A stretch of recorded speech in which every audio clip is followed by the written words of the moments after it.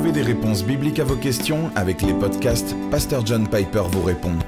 Ce podcast vous est présenté par reveniralevangile.com, un blog et ministère de publications chrétiennes.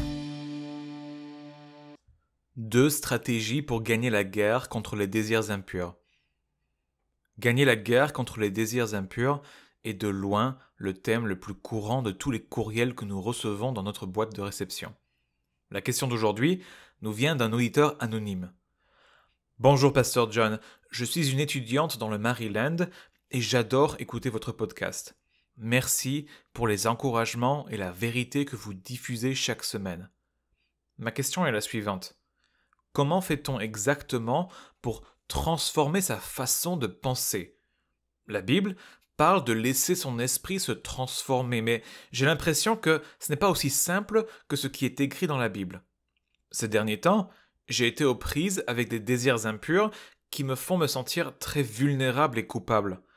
Comment faire face à cette situation, surtout dans une culture où le sexe est une obsession?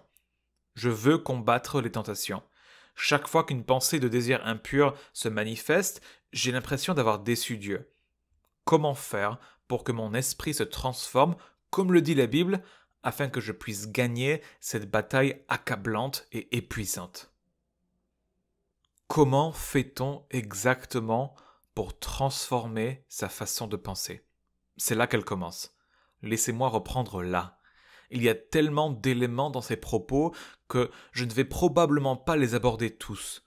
Mais laissez-moi donner à notre ami étudiant du Maryland un paradigme simple en 2 parties pour transformer notre façon de penser. J'essaierai ensuite de le compléter par quelques détails. Restez en forme.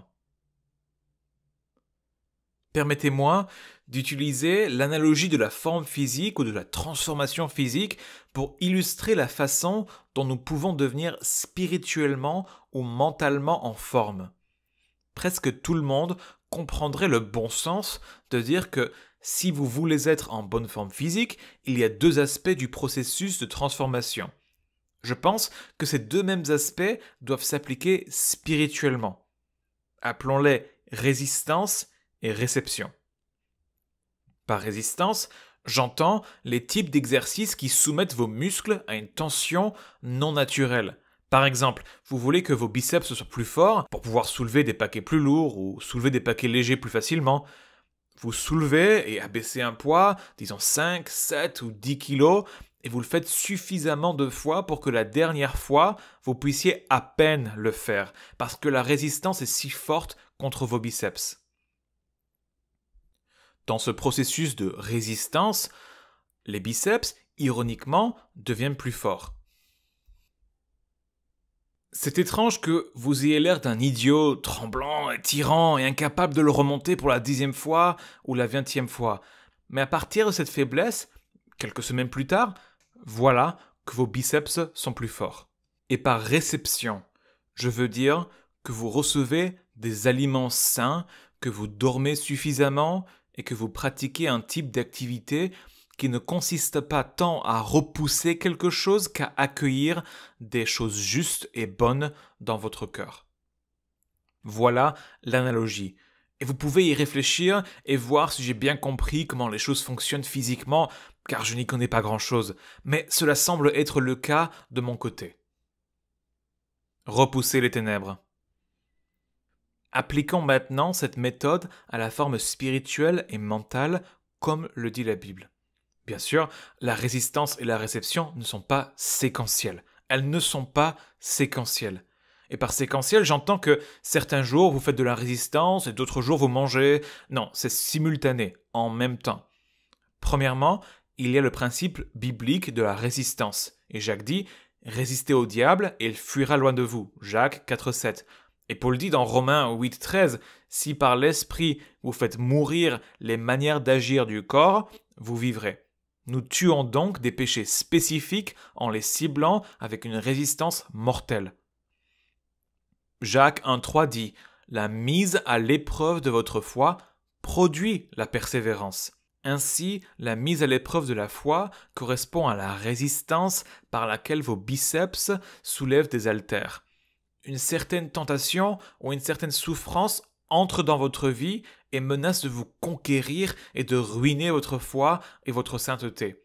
Vous devez vous accrocher à une promesse de Dieu et pousser de toutes vos forces contre la montée du doute et de l'incrédulité en vous appuyant sur la promesse de Dieu.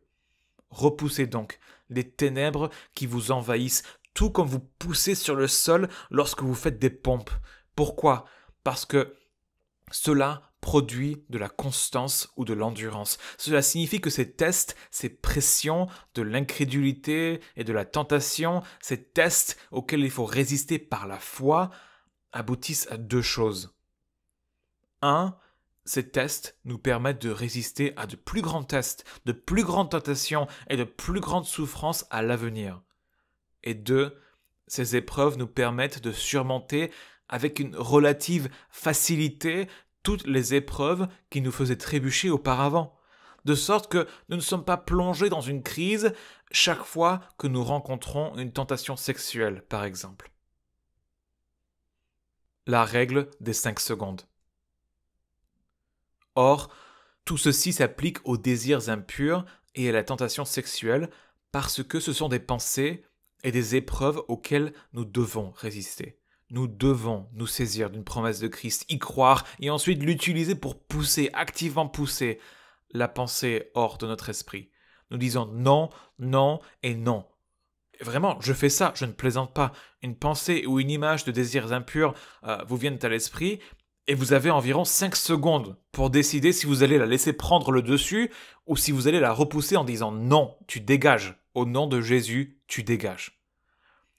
Vous devez diriger votre attention vers une promesse supérieure. Jésus est meilleur. Jésus est suffisant. Il a dit ceci. Tu dégages. Et vous continuez à pousser contre ces désirs impurs jusqu'à ce qu'il n'y ait plus rien. C'est ce que j'entends par résistance. La première moitié de la transformation. Je tiens à vous encourager, même si cela peut sembler épuisant au début, cela produit vraiment un fruit paisible de justice. Lisez Hébreux 12 et vous verrez ce que je veux dire. Courir à vide. Voici la deuxième moitié.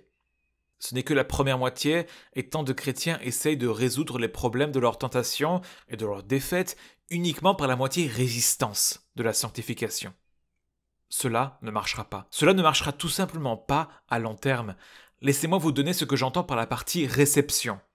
Paul dit « Nous tous, qui, sans voile sur le visage, contemplons comme dans un miroir la gloire du Seigneur, nous sommes transformés à son image de gloire en gloire par l'Esprit du Seigneur. » 2 Corinthiens 3,18.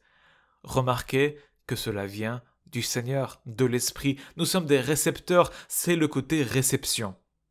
Nous fixons notre regard sur la gloire du Seigneur et nous le faisons principalement dans la parole. Nous nous attardons sur les douces et belles descriptions de la personne et de l'œuvre de Jésus-Christ. Réceptifs, nous faisons mariner nos esprits par la foi dans la cocotte minute de la parole de Dieu. Nous fixons nos yeux, les yeux de notre cœur, sur Jésus. Plus nous recevons dans nos cœurs la beauté de Christ à travers les yeux du cœur en lisant et en méditant, plus nous aurons ses désirs, ses préférences et ses convictions. Nous serons transformés de manière réceptive. Oh, comme il est doux d'avoir cette transformation réceptive, de sorte que les crochets du diable ne se logent même plus dans notre chair. De nouvelles créatures. Voici un autre passage à méditer. Colossiens 3,10 nous rappelle qu'en Jésus, nous sommes de nouvelles créatures. Nous avons un nouveau moi, mais nous devons nous revêtir de ce nouveau moi, c'est-à-dire recevoir ce nouveau moi, l'enfiler comme un manteau, le recevoir consciemment. Mais il y a une phrase dans Colossiens 3,10 qui nous indique comment cela se passe. Il est dit « ayant revêtu l'homme nouveau ». Et voici la phrase « qui se renouvelle dans la connaissance, selon l'image de celui qui l'a créé. » Ainsi, la transformation de l'esprit, des désirs et des pensées du nouveau moi se produit dans la connaissance. Cela revient à dire « contemplez Jésus de plus en plus et vos pensées et vos sentiments seront transformés. Vous ferez l'expérience de votre nouveauté. » une connaissance nouvelle. Voici le dernier passage que je mentionnerai et qui concerne la nouveauté qui provient du fait de contempler Christ. La nouveauté par la connaissance. Il traite spécifiquement de la tentation sexuelle. Voici ce que dit Paul. Ce que Dieu veut, c'est votre sanctification. C'est que vous vous absteniez de l'immoralité sexuelle. C'est que chacun de vous sache posséder son corps dans la sainteté et l'honnêteté. Et voici la clé. Sans le livrer à la passion du désir comme les membres des autres peuples qui ne connaissent pas Dieu. 1 Thessaloniciens 4, 3 à 5. Remarquez où Paul situe la faute de la passion sexuelle qui prend le contrôle et ruine nos vies. Il dit que cette passion pécheresse, règne chez les gens qui ne connaissent pas. Tout comme Colossiens 3.10, ils ne connaissent tout simplement pas.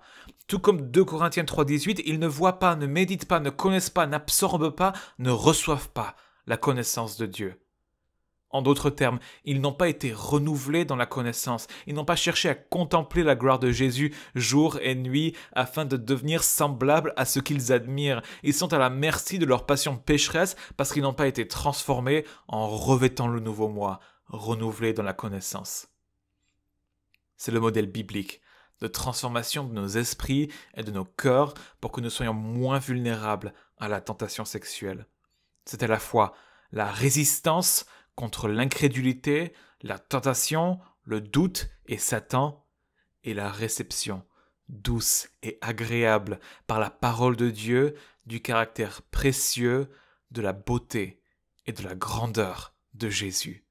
La résistance et la réception, avec le temps, transforment nos cœurs et nos esprits.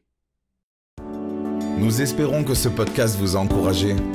Retrouvez davantage de ressources sur notre site www.reveniralévangile.com.